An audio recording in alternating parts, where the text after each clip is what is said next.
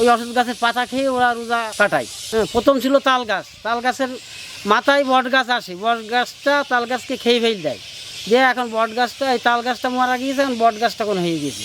তাল গাছের মাথায় ছিল ওই বট গাছটা, বট গাছ তাল গাছের খেয়ে ফেলিছে, যে তাল গাছ আর নেই, ওর চাপা দিয়ে বট গাছটা ওই তাল গাছ খেয়ে ফেলিছে, এখন ওই বট গাছ হয়ে গেছে। ওইটা সাধু আছে, ওর এখন 36 বছর হবে।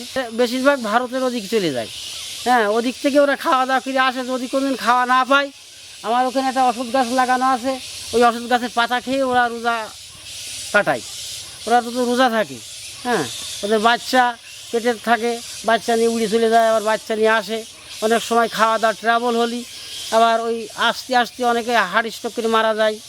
হ্যাঁ, দুর্বল হয়ে যায়, তারা আসতে পারে না, তারপরের দিন হয়তো আবার আসে। এই সুযোগ সুবিধা আমাদের করে দিতে হবে, একটু রাস্তাঘাটটা একটু সুন্দর করে দিতে হবে, এই জায়গাটা একটু মানুষজন আসলো, বসলো টসলো, দেখলো, এই আর কি। এরা ভারতের কিছু লোক আসে মাতৃ, আমরা মাতৃ দিন এদের।